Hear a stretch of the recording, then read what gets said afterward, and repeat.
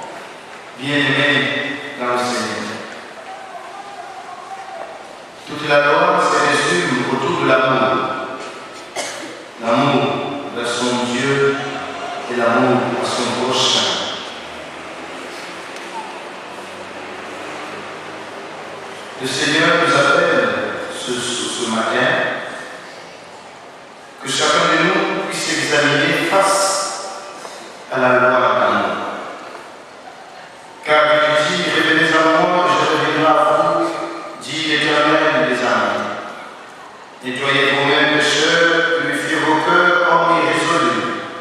Sentez votre misère.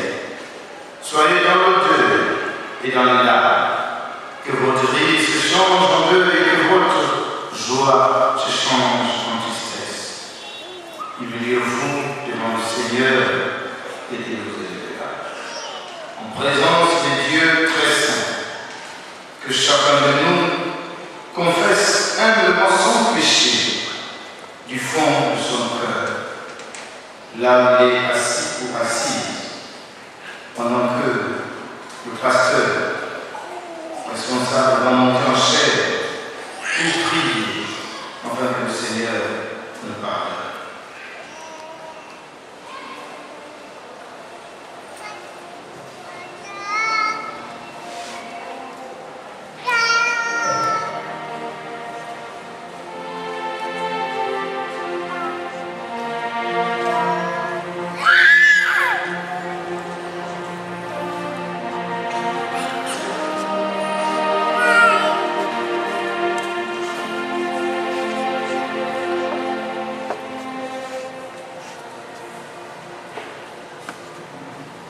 Qui fait ta volonté, Seigneur, chaque jour, chaque heure, chaque seconde.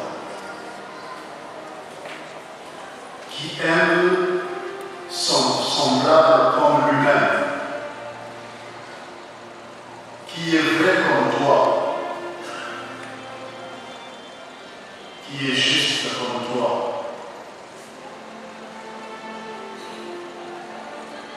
Personne. Seigneur, toi tu es amour, l'homme est méchant. Toi tu es tendre, l'homme est brutal. Toi tu es sincère, l'homme est hypocrite. C'est pour tous ces vices, Seigneur, que nous reconnaissons que tu es l'unique Dieu de vrai.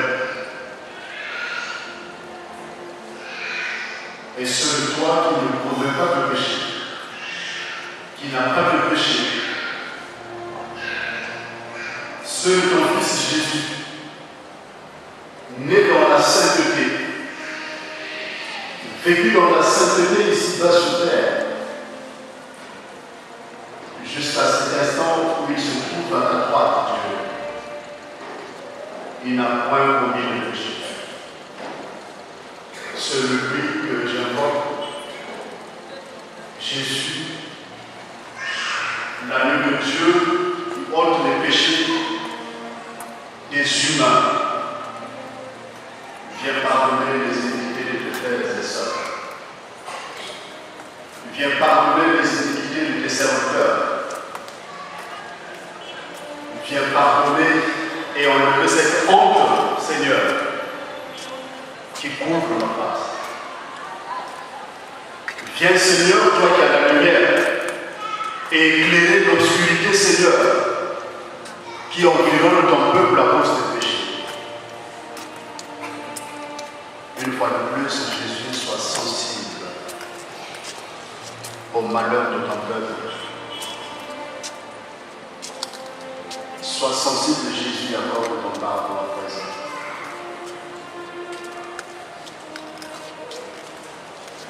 C'est le seul et l'unique désir que nous avons présenté. Viens ôter les péchés qui pèsent sur chacun des membres de ton cœur. Viens une fois de plus libérer ton Église afin qu'elle soit acceptable devant ton Dieu, l'Éternel des armées, le Dieu d'amour qui t'a envoyé pour notre salut. Merci Jésus, parce que toi tu écoutes nos prières et nos supplications. Merci parce que tu ne veux pas que nous puissions demeurer dans la tristesse. Viens redonner la joie à ton Église, à ton ange ainsi. Amen. Dieu est bon, la parole de Dieu dit, ceux qui confessent leurs péchés, lui il est fidèle et il est digne aussi de leur pardonner des péchés commis. Peuple de Dieu, soyez dans la joie d'être pardonné par le Sauveur, Jésus-Christ, par son sang.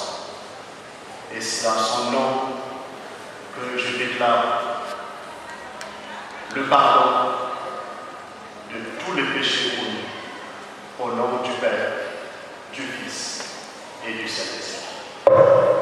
Amen.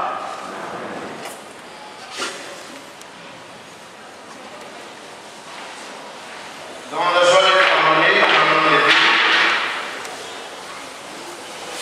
le Seigneur vient de manifester son pardon sur nous. Voilà pourquoi nous allons lever, nous allons chanter, règne en moi. Et oui, Seigneur, tu es bon. Nous allons chanter avec joie, avec vivacité, groupe de louanges. Je sais que c'est la saison sèche.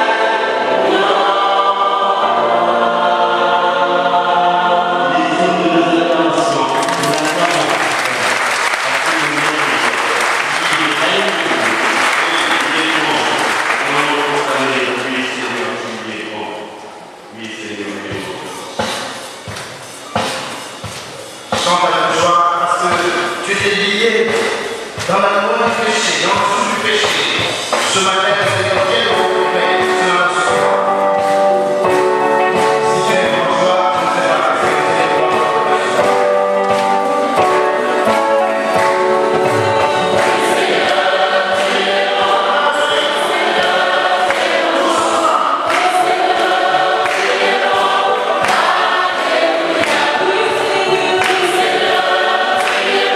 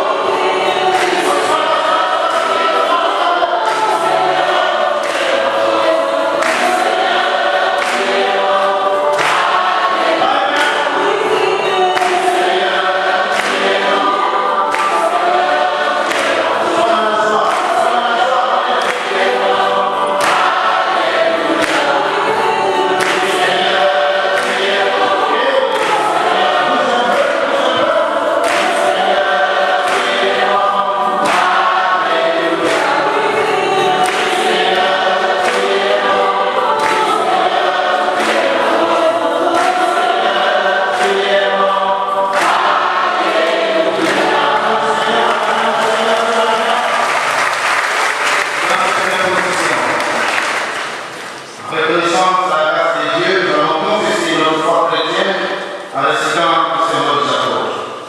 Je crois en Dieu.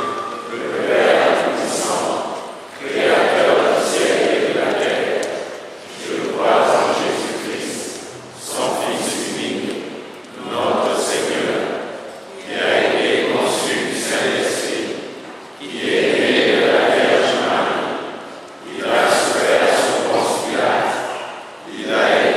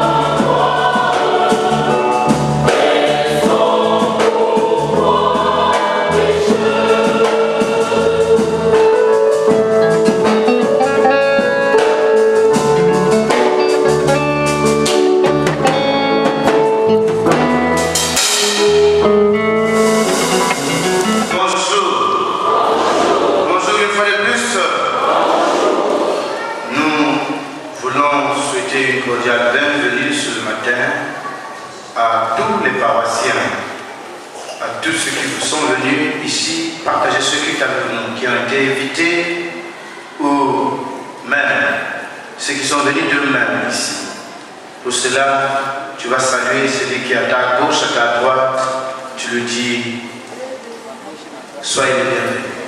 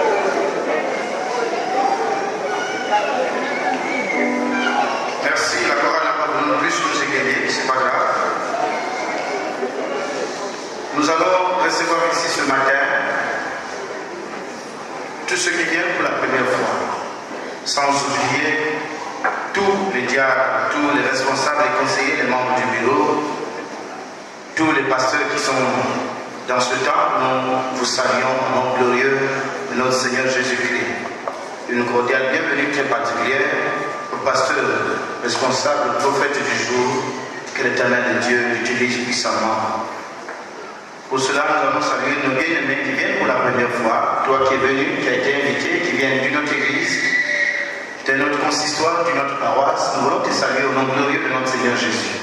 Ou tu viens de nulle part, mais tu te retrouves ici ce matin, c'est pas grave. Nous allons te saluer. C'est le moment de passer au passage biblique. Toutes les femmes vont s'élever. À l'honneur aussi la journée d'un peuple, bien sûr aussi. Donc nous allons soutenir les peuples, toutes les femmes vont s'élever. Quoi? Vous ne voulez peut-être pas? Nous allons réciter le verset du mois dans Jacques chapitre 4, le verset 8. Allons-y, Jacques.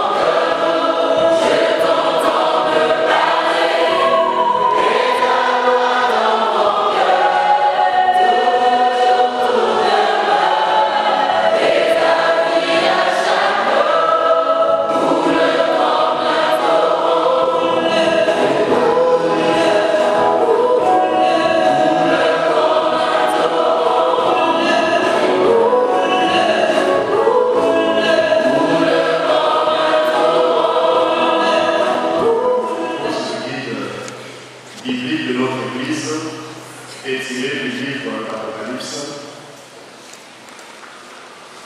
le chapitre 12, le verset 7 à 11. Apocalypse chapitre 12, le verset 7 à 11. Je le lis au nom du Seigneur.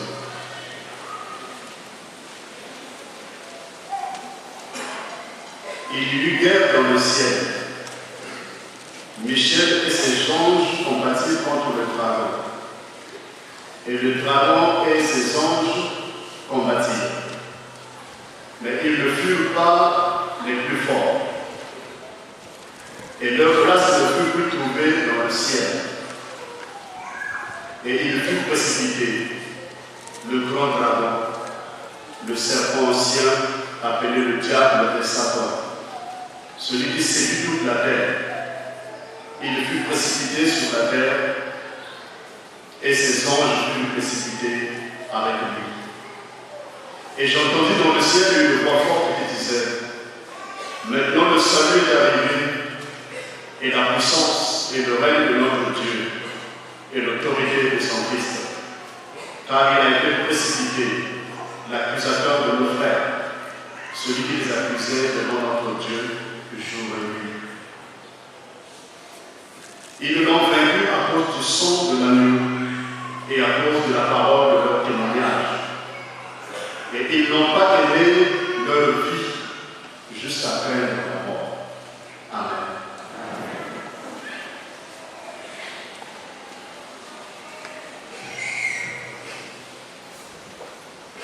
Notre thème hebdomadaire est intitulé La lutte contre les puissances sataniques.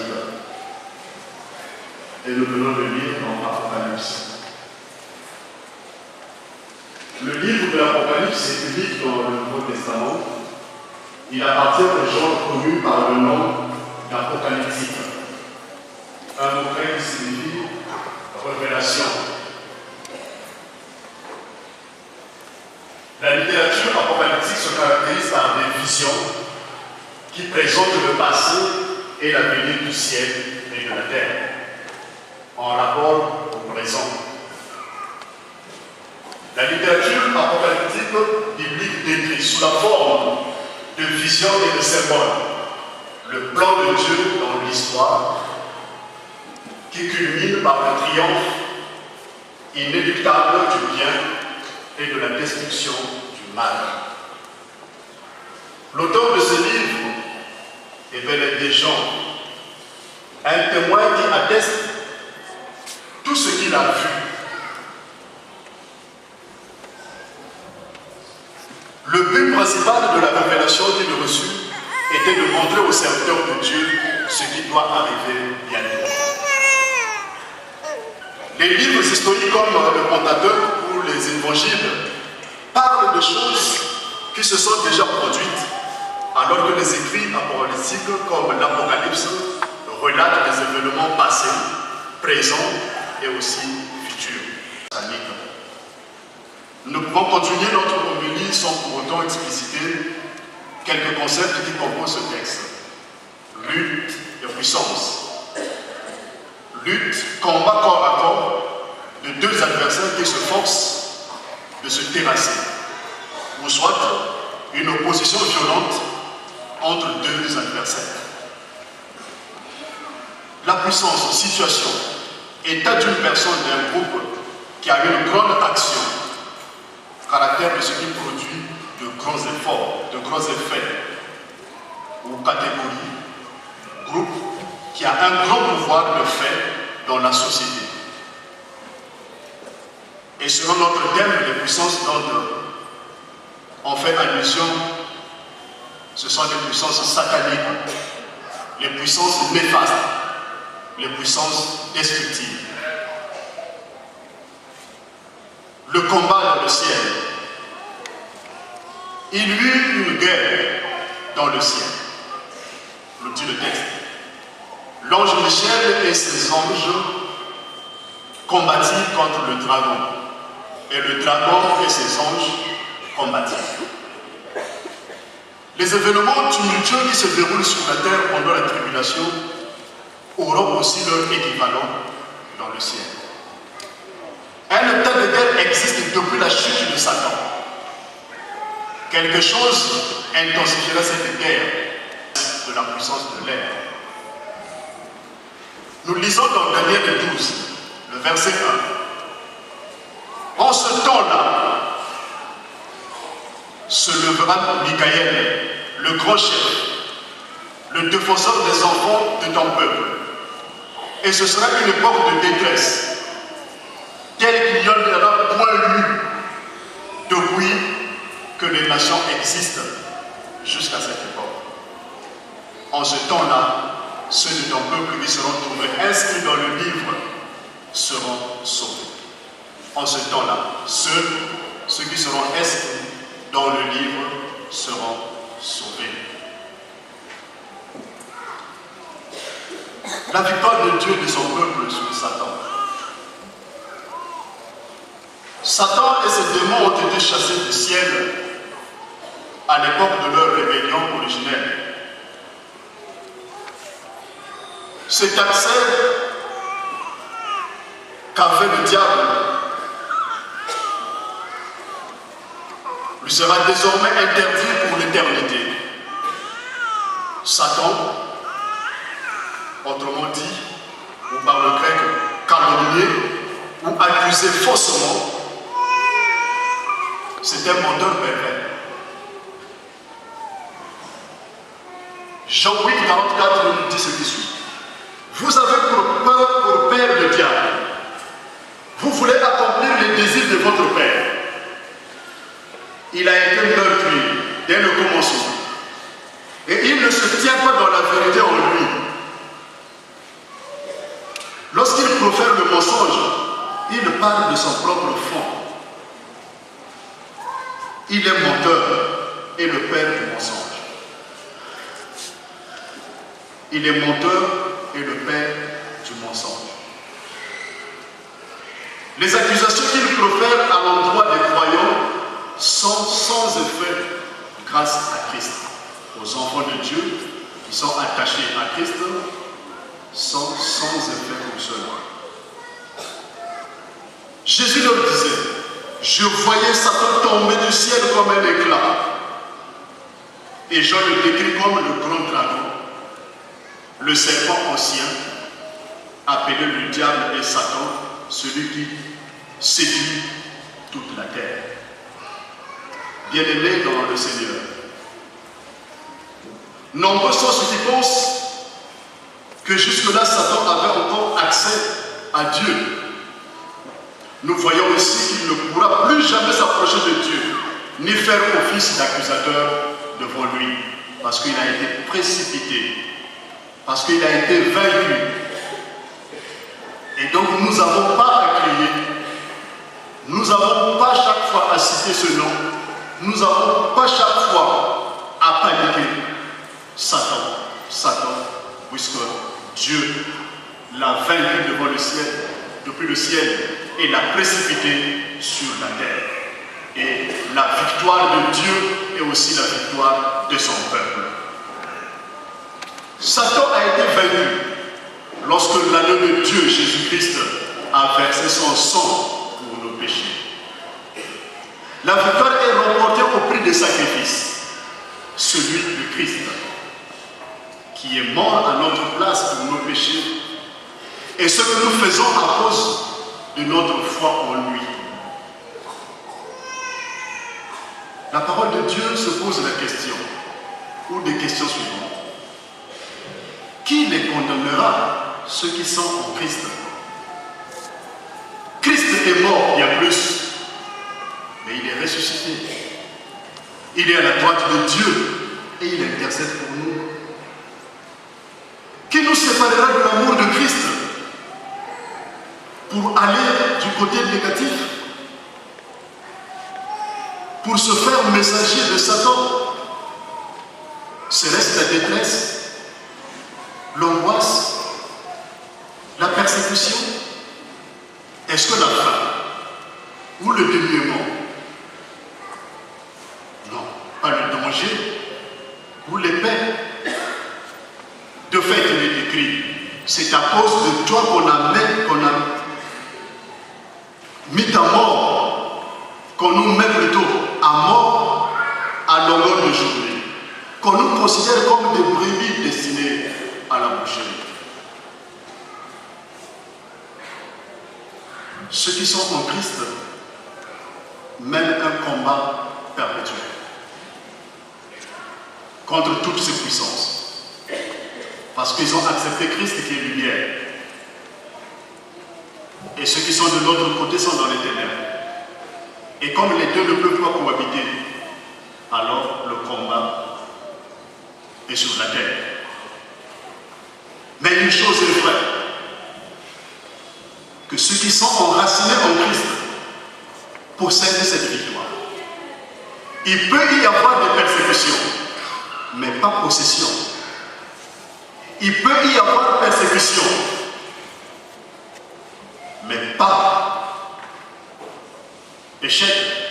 Il peut y avoir persécution, mais pas la mort, si Dieu, lui, le Créateur, n'a dit aucun mot. Pourquoi crier? Pourquoi avoir si peur? Pourquoi paniquer pour toutes ces puissances sataniques si on sait qu'on est en Christ et que Christ a emporté cette victoire sur la croix et que le sang de Jésus que nous avons et que Christ en nous, l'espérance de la gloire. Pourquoi alors avons encore nos raisons? Non. Christ en nous, nous avons la victoire. Nous reconnaissons que ces puissances existent, mais nous avons la victoire. Nous, les enfants de Dieu. Nous, les frères et sœurs de Christ Jésus. Au contraire, dans tout cela, nous sommes plus que vainqueurs grâce à celui qui nous a aimés. En effet, j'ai l'assurance que ni la mort, ni la vie, ni les anges, ni les dominations, ni le présent, ni l'avenir, ni les puissances, ni la hauteur, ni la profondeur, ni aucune autre créature ne pourra nous séparer de l'amour de Dieu manifesté en Jésus-Christ, notre Seigneur. Face à certaines situations, il y a des gens qui pensent que Dieu est devenu incapable. Il n'est plus celui qui a sauvé Israël. Il n'est pas celui qui a sauvé nos ancêtres. Il n'est pas celui qui agit hier. Aujourd'hui, Dieu devient impuissant et donc il faut chercher notre puissance. Alors que la Bible dit, l'homme ne peut que recevoir ce qui vient d'en haut et ce qui vient d'en haut vient de Dieu. Et donc vous n'acceptez pas ce qui vient d'en bas, parce que ce qui vient d'en bas n'est pas de Dieu. En effet, ces paroles sont adressées à une église qui va bientôt connaître une terrible persécution. Nous en sommes, on nous perturbe, nous en sommes, on nous critique, nous en sommes.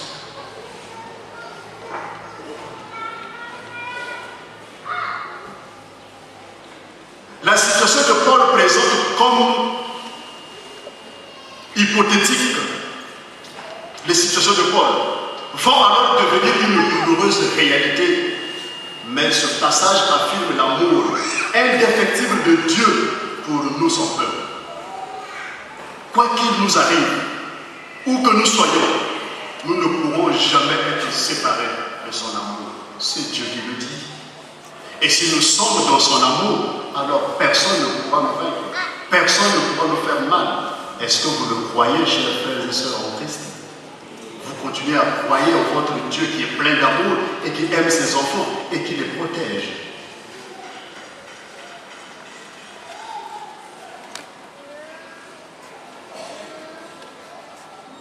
La souffrance ne devait pas nous détourner de Dieu, mais nous aider à nous identifier à lui.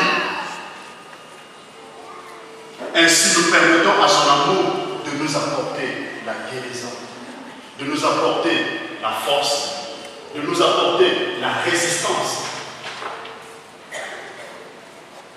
Bien-aimés en Christ Jésus,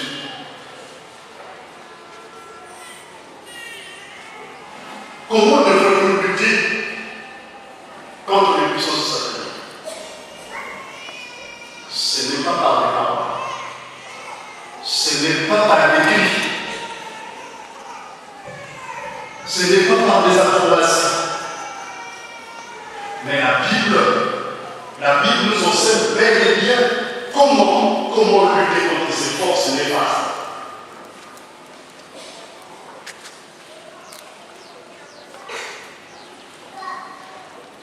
Voici ce que nous dit la Bible.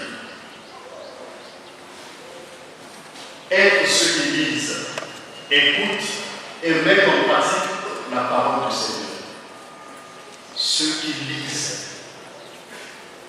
qui font de la parole de Dieu leur nourriture quotidienne, qui ont toujours soif d'écouter cette parole et après la mettre en pratique. Demeurer en Christ et que ces paroles demeurent en nous. Jusque-là, on ne parle d'aucune veste, d'aucune bague, d'aucun bâton, d'aucune maison. Avoir de l'amour les uns des autres comme Christ nous a aimés. Avoir de l'amour les uns les autres.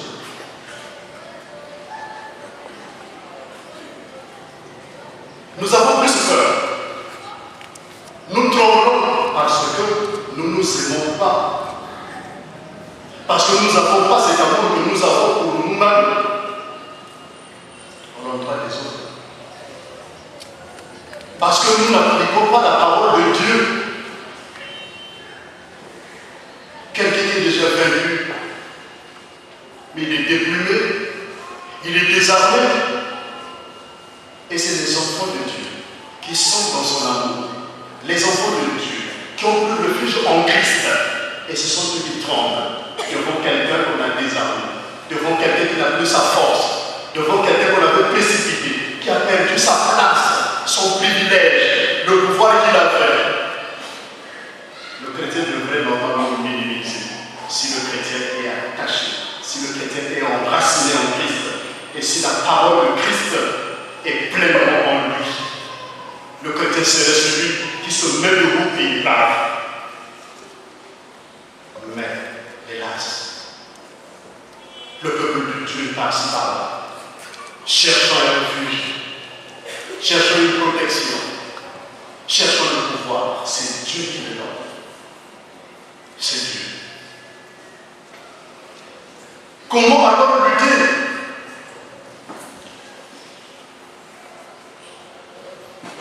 Être né de nouveau et abandonner les habitudes anciennes.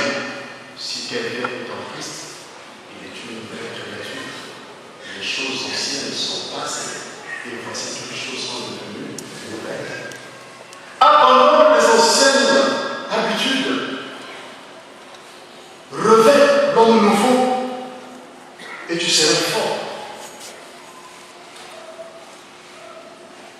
Tu ne tomberas plus jamais devant n'importe quelle puissance qu'on dit bien satanique, quelque chose qui s'oppose à Dieu. Est-ce que chaque fois on ne regarde pas derrière? Est-ce que chaque fois on ne régule pas? C'est pour cela qu'on a peur, c'est pour cela qu'on n'est pas sûr.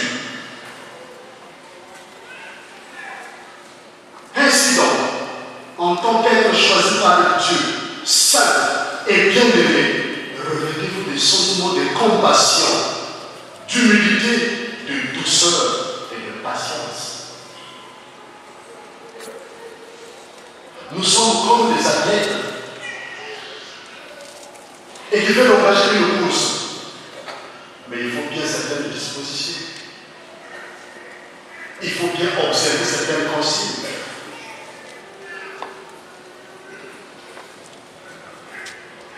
Il ne faut pas trop prendre du piment, il ne faut pas trop s'en buffet de poisson alcoolique.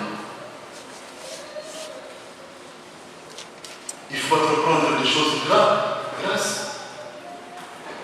Il y a une disposition à donner, il y a certaines consignes à observer. Et enfin, on peut s'engager dans la route. C'est comme les chrétiens. Dès que tu es lumière, sache que tu as ouvert la porte. qui prendra fin à la seconde venue du Christ. Tu n'as pas à craindre. Tu n'as pas à craindre parce que tu as les armes qui te permettent de lutter. Et Christ va plus loin, il dit, gardez silence. Moi je combattrai pour vous. Alors pourquoi crier? Pourquoi gémir? Pourquoi balbutier? Chut, je combattrai pour vous. Si tu es enfant de Dieu, si tu es frère ou sœur de Jésus-Christ, Jésus dit, mets-toi derrière moi, moi je veux combattre pour toi. Oh, quel privilège, quelle joie d'être en Christ. Et il dit, je vous appellerai plus serviteurs, mais mes amis. Et il dit encore, vous êtes mes amis, à condition si vous faites ce que je vous demande. Et Christ ne peut pas accepter voir son ami être maltraité, être persécuté des années en année, son ami. Es-tu l'ami de Christ? Suis-je l'ami de Christ? Donc nous avions vaincu.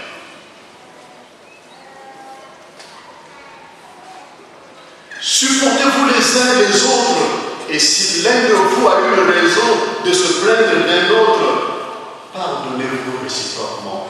Oh les chrétiens, où est allé le pardon? Des gens qui ne se pardonnent pas, des gens qui ne disent pas la vérité, des gens qui ne sont pas humbles, des gens qui ne font pas la volonté de leur Seigneur, des gens qui sont hypocrites.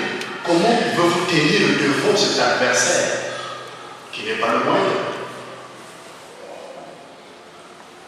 Voilà. Nous ne faisons pas ce qu'il nous demande. C'est pour cela que nous tremblons et nous cherchons la puissance ailleurs. S'il est le Tout-Puissant qui le croit, si je le crois, mettons sa parole en pratique. Et le diable fuira. Seul la parole, seul. Nous avons un exemple poignant. Matthieu chapitre 4, de 1 à 11. Il disait toujours, il est écrit, il est écrit, il est écrit. Notre modèle qui est Christ, notre Seigneur, a lutté lui contre cette puissance. Mais étant dans la dizaine, dans le désert, où il n'y avait pas d'espoir, il n'avait pas mangé, il avait faim, il n'avait pas bu, il n'a pas cédé. Mais nous, la pauvreté nous conduit ailleurs. Mais nous, la mort, la peur nous conduit ailleurs. Nous, la soif du pouvoir nous conduit ailleurs. Lui, il est resté enraciné dans la volonté de son Père et il n'a cessé de citer. Il est écrit, il est écrit, il est écrit. Et à la fin, il a dit, puisque je t'ai vaincu, je vais te chasser. Loin de moi, Satan. Et le fouillant. As-tu la parole de Christ en toi?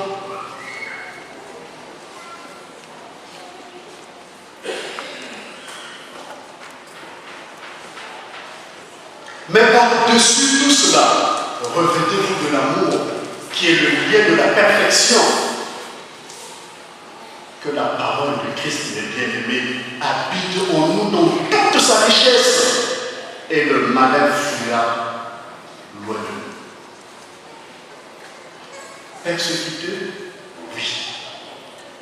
Vaincu, non. Instruisez-vous, avertissez-vous les uns les autres en toute sagesse, par les psaumes, par des hymnes, par des cantiques spirituels. Nous dit Colossiens 3. Chantez pour le Seigneur de tout votre cœur, sous l'inspiration de la grâce qui nous a été accordée.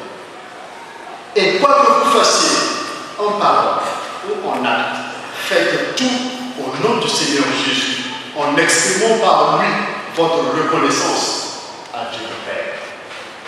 Il n'y a pas d'autre miracle. Il n'y a pas d'autre moyen de combattre ces forces.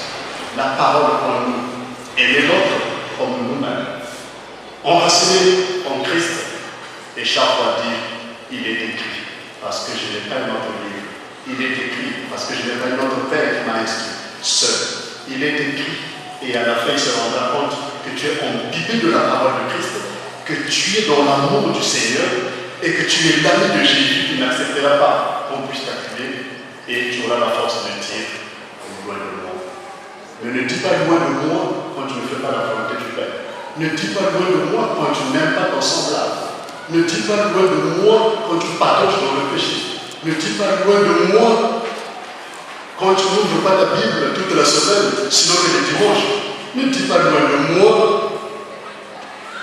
parce que tu n'es pas humble, tu retins Jésus humble, Jésus fidèle à son Père, Jésus écoutant et mettant en pratique la parole de son Père. Et il disait,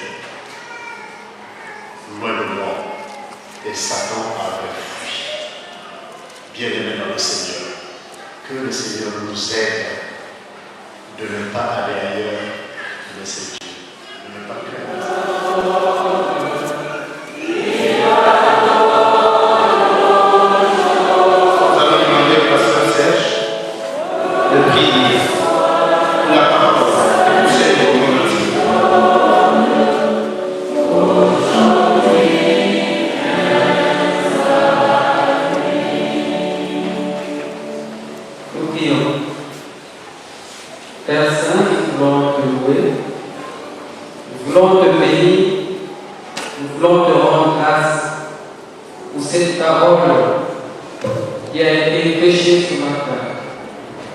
Cette parole nous invite à prendre position devant les œuvres des ténèbres. Cette parole nous invite à nous attacher fortement à Dieu pour résister et pour vivre dans la victoire. Merci Seigneur pour ce message. Ce message qui est une réponse pour chacun de nous à l'amour du prochain, pour vivre une vie de victoire avec le Seigneur. Oh Yahvé Dieu, aide-nous à comprendre ces choses et à les mettre en pratique chaque jour. Aide-nous à aimer l'étude de ta parole pour connaître ta volonté. Aide-nous aussi à aimer la prière. Une prière bénie, une prière qui est faite selon les règles de la foi. Merci encore pour ton serviteur qui s'est laissé diriger parfois ce matin. Donne-lui encore ta sagesse chaque fois qu'il aura à parler de ta part. Merci encore pour ces frères et sœurs que tu viens d'appeler ce matin à abandonner leur ancienne vie pour faire l'expérience de la nouvelle vie en Christ. C'est un engagement qui demande humilité, écoute au Seigneur. Dispose leur cœur déjà à obéir à ta loi, pour que leur marche soit sous la conduite du Saint-Esprit. Fortifie-les, soutiens-les et accompagne-les jusqu'au baptême, jusqu'à la victoire définitive. Nous te bénissons, nous te louons pour ce moment précieux de louange, ce moment précieux d'adoration à toi qui t'appelles à la célébration du Seigneur Jésus.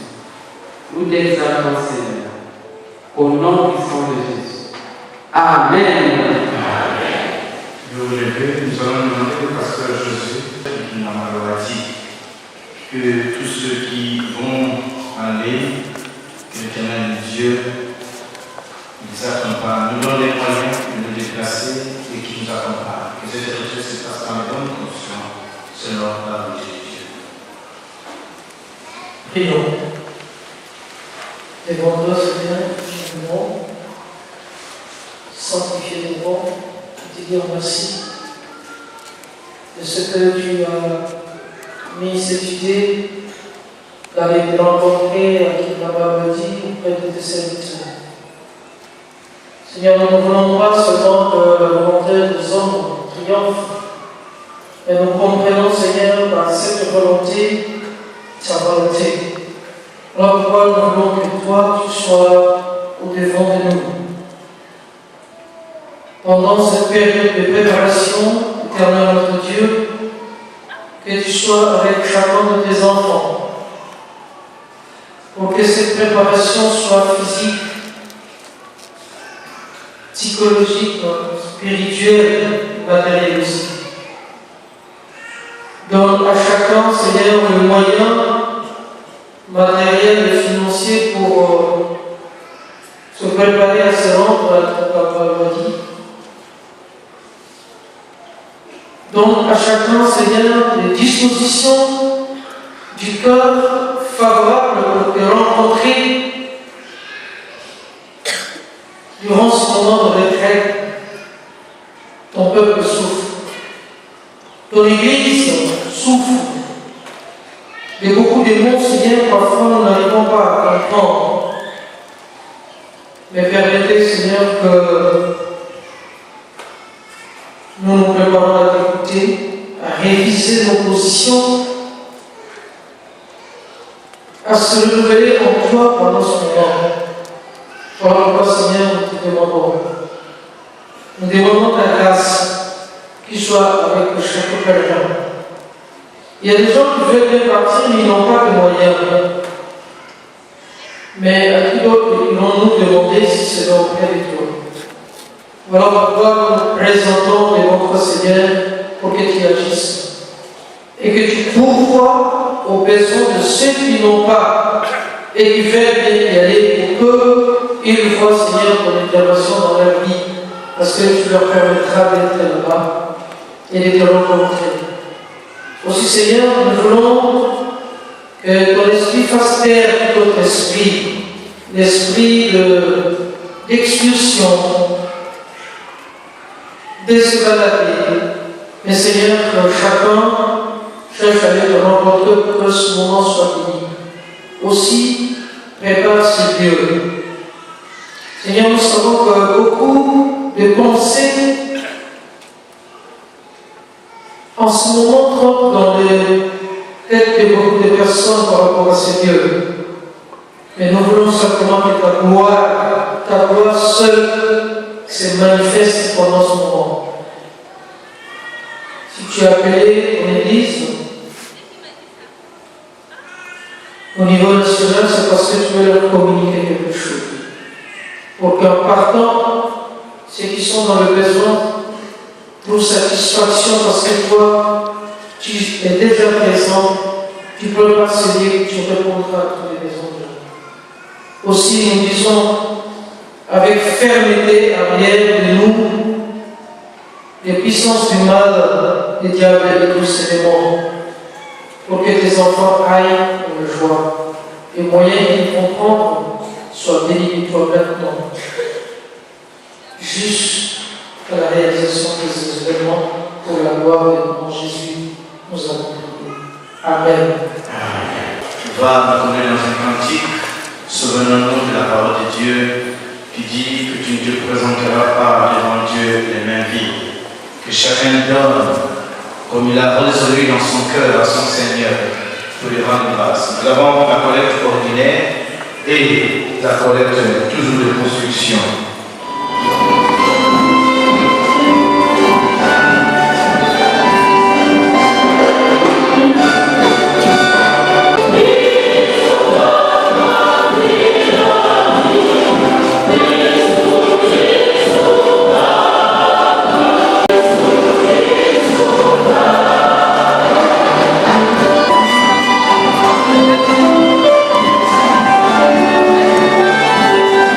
Oh, yeah.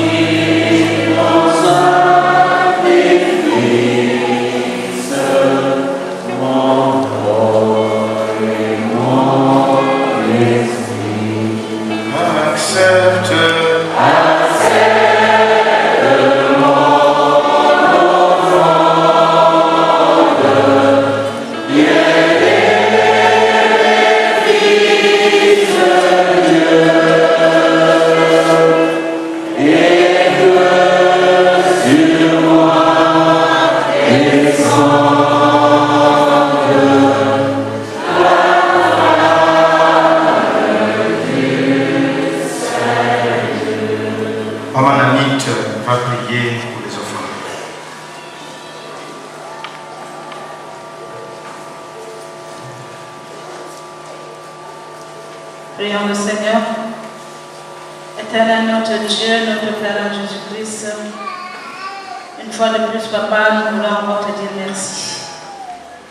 Merci Seigneur parce que ce matin, tu viens encore de nous rassurer, de nous dire combien de fois nous devons savoir que nous avons un Dieu qui a tout et qui peut tout. Merci Seigneur. Père, tu as vu ces paniers qui ont circulé. Tu as vu les mains qui ont pu mettre quelque chose. Tu as vu aussi ceux qui n'ont pas pu mettre quelque chose. Seigneur, laisse que tout soit fait pour la gloire de ton nom. Et que, Seigneur, tu donnes la force, la joie, la paix d'avoir la vie de te donner prochainement. Seigneur, merci. Bénis, bénis, bénis. Que ça soit fait pour ton seul nom, pour la seule gloire de ton nom. Toi, le Dieu, toi, saint. Amen. Amen. Venez nous asseoir. Thank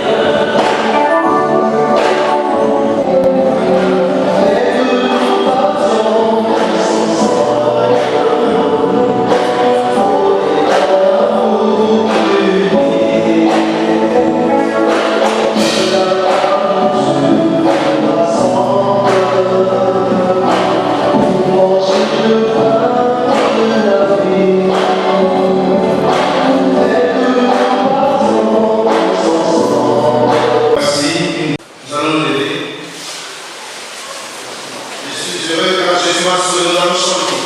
Après, nous allons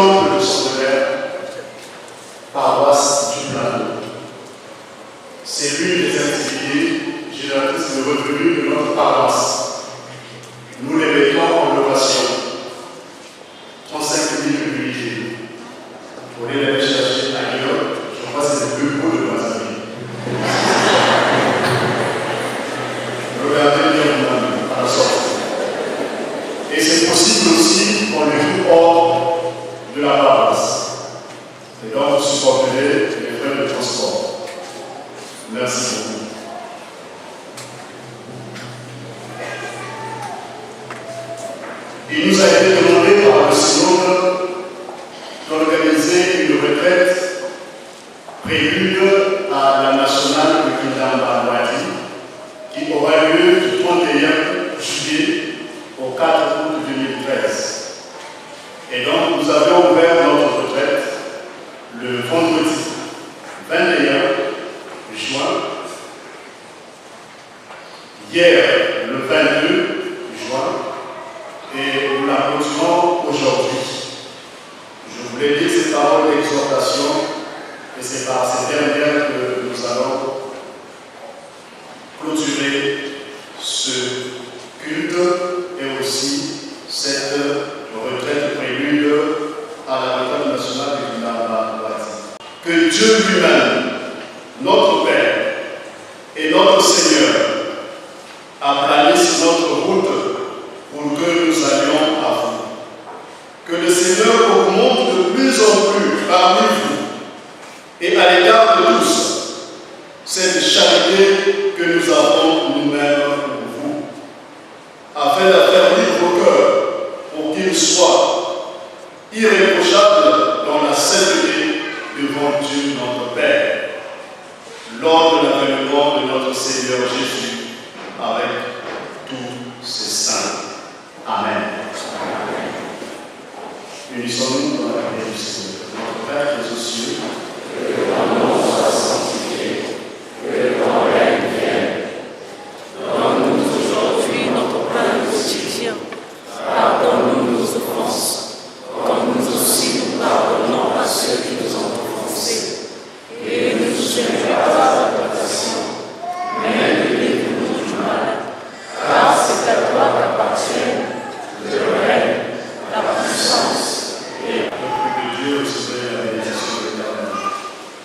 Puisse Dieu vous rendre apte à accomplir sa volonté en toutes sortes de biens, produisant